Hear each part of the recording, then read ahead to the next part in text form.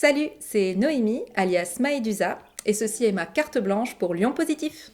Alors ma dernière BD en date, elle s'appelle Éduquer, défi du monde d'aujourd'hui, elle est parue aux éditions Hatier, et c'est le prolongement de ma première bande dessinée, celle qui est sortie l'an dernier, qui s'appelait Maternité, miracle et malédiction, où mon personnage, Maëdusa, à l'aube de ses 40 ans, se retrouvait dans le cabinet de la gorgonologue, moitié gynéco, moitié psy, pour essayer de faire le point entre son éventuel désir authentique de maternité et le formatage subi depuis sa plus tendre enfance pour se projeter évidemment dans une maternité future afin de réussir son destin féminin. Donc évidemment ça ce sont des problématiques qui m'animent complètement. Et donc dans la suite de cette première bande dessinée, j'ai voulu me poser d'autres questions, à savoir, et si finalement je deviens maman un jour, eh bien quels sont les grands défis d'éducation qui se présentent à moi. Par exemple, est-ce que j'assigne un genre à mon enfant ou pas? Si j'ai un garçon, comment est-ce que j'évite les écueils d'une éducation genrée au masculin où il intégrerait finalement qu'être un homme c'est surtout dominer les autres genres? Et puis bien entendu d'autres questions existentielles du type comment est-ce qu'on éduque des enfants quand on est conscient de l'effondrement climatique en cours?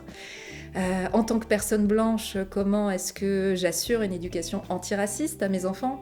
Enfin voilà, tellement de questions qui me tournent dans la tête et qui pour moi font partie aussi de l'équation quasiment impossible de savoir si je passe le cap de la parentalité ou pas. Donc mon personnage, celle qu'on retrouve sur la page Instagram, c'est Maëdusa, une gorgone d'aujourd'hui. Alors pourquoi cette obsession pour la figure de la gorgone? En fait ça vient d'assez loin dans mon histoire.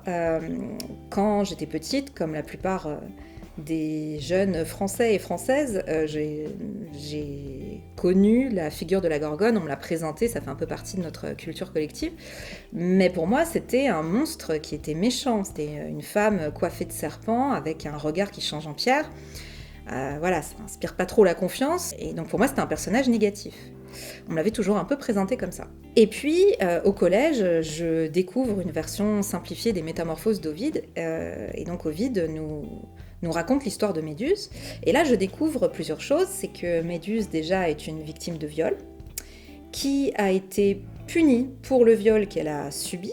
Et donc moi, j'ai été évidemment extrêmement choquée de découvrir cette version-là, de découvrir la narration, en fait, autour du personnage de Méduse, parce que ça changeait complètement la donne, en fait. J'ai très vite compris que le monstre n'est pas du tout celui qu'on croit. Et donc voilà, depuis ces temps-là, finalement, j'ai eu envie de réhabiliter la figure de la gorgone Méduse.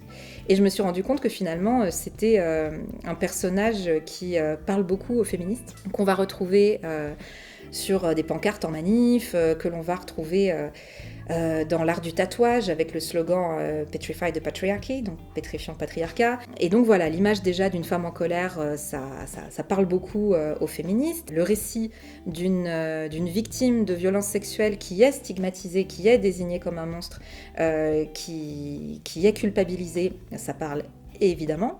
Et donc moi j'en ai donné une version un peu actualisée.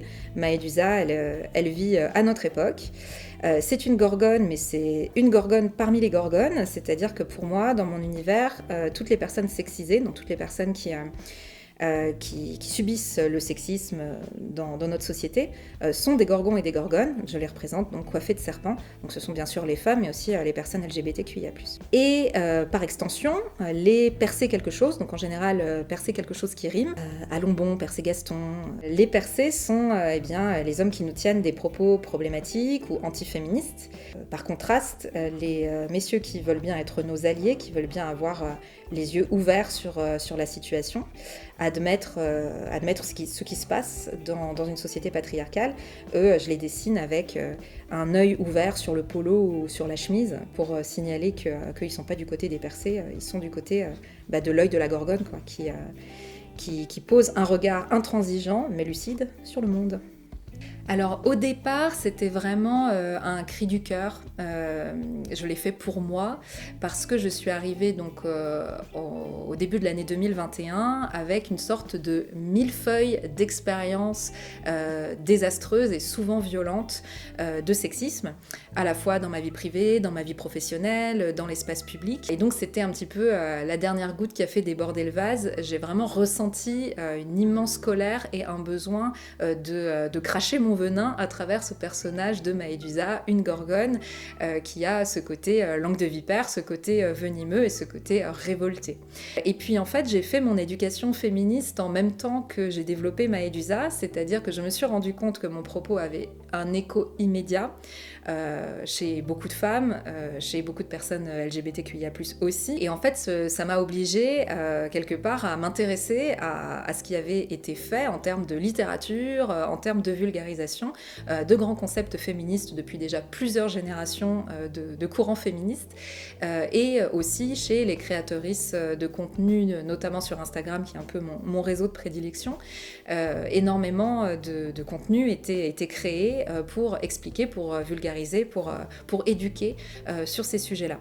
Et donc, c'est comme ça qu'à chaque fois que je publie quelque chose, finalement, l'écho de ma publication va m'amener à me poser d'autres questions ou à affiner mon regard. Les 2 premières années de la page Maëdusa Gorgone sur Instagram, ça a été que ça. Ça a été un écho incroyable rencontré par chaque publication. Des centaines de commentaires, des milliers de réactions, des partages, beaucoup de messages en privé aussi qui viennent me raconter j'ai vécu quelque chose de presque similaire, moi c'est arrivé dans tel contexte, moi ça s'est passé comme ça. Et donc oui, pour moi en tout cas à titre personnel, ça a été sortir de l'impression d'une expérience individuelle et sortir de la culpabilité. Même si je m'étais bien rendu compte que ce que je pouvais rencontrer dans ma vie faisait écho aux problématiques de mes amis, que finalement faisait écho aussi à des problématiques qui avaient été rencontrées par ma mère, donc de génération en génération, il y avait des choses qui évoluaient, puis d'autres qui évoluaient pas trop, en fait, des patterns qui se retrouvaient. Mais malgré tout, comme très souvent, je vivais beaucoup ça dans la solitude et j'avais l'impression que quelque part, je n'étais pas assez performante. C'est moi qui défaillais. Et oui, Maëdusa a tout changé pour moi parce que là, j'ai eu directement connaissance à quel point on est tellement nombreuses à vivre des histoires complètement similaires et que donc on n'est pas dans le manque de bol, en fait, on n'est pas dans la malchance ponctuelle, on est sur des problématiques qui sont systémiques, que l'on expérimente à des degrés divers certes, mais qu'on expérimente presque toutes. J'ai la sensation que ça c'est vraiment le côté hyper salvateur des réseaux sociaux. Il y a d'autres côtés beaucoup moins sympathiques, mais ce côté super positif des réseaux sociaux, c'est de pouvoir sortir un petit peu de sa solitude, de se rendre compte à quel point les choses que l'on expérimente dans le domaine de l'intime et du personnel sont hautement politiques, relèvent des structures de la société et que malgré tout ensemble on est plus fortes, quoi. Alors il y a une phrase qui n'est pas du tout de moi, mais que je trouve très juste, qui est « Personne n'a peur d'une bande dessinée ». Et mon expérience montre que c'est vrai. Ça peut être un peu effrayant de lire un essai féministe, ça peut être un petit peu rébarbatif de se lancer dans des traités de sociologie, etc. Donc on a besoin aussi de personnes qui font de la vulgarisation sous des formats par exemple vidéo, TikTok, des personnes le font ça très bien. Et puis la bande dessinée, c'est un média vraiment formidable parce que c'est extrêmement accessible. Il y a vraiment ce côté lecture perçue comme facile. Et donc ça permet d'embarquer le lecteur ou la lectrice vers des concepts qui sont peut-être plus effrayants à première vue, plus complexes, plus politiques aussi, de manière très incarnée, à travers des personnages, à travers des situations. Alors, ce qu'il faut savoir quand même, c'est que même quand on a un succès relatif, ce qui est mon cas, parce que j'ai la chance d'avoir cette large communauté sur Instagram qui me suit, qui achète quand même mes bandes dessinées, donc pour l'instant j'enchaîne les projets, ce qui n'est pas le cas de beaucoup d'auteurs et d'autrices de bandes dessinées qui toquent aux portes pour essayer d'imposer leurs projets et qui mettent parfois des mois en fait à signer un contrat. Pour l'instant l'instant, moi j'ai la chance d'enchaîner les contrats, c'est super. Mais même en enchaînant les contrats et en étant plutôt content au niveau des chiffres, on gagne très mal sa vie en vivant de la bande dessinée. Mais bon, on essaye de faire évoluer les choses. Je fais partie des personnes qui militent activement pour changer de statut. Ce statut d'artiste-auteur, il est donc hyper précaire. Comme c'est un statut indépendant, il y a par exemple tout ce qu'on crée et tout ce qu'on gagne n'est pas compté dans les cotisations chômage. Ça ne nous ouvre pas des droits au chômage. On n'a même pas les maigres avantages des intermittents du spectacle qui peuvent quand même toucher quelque chose entre deux contrats, entre deux missions. Il n'y a pas du tout ce système-là pour les artistes-auteurs.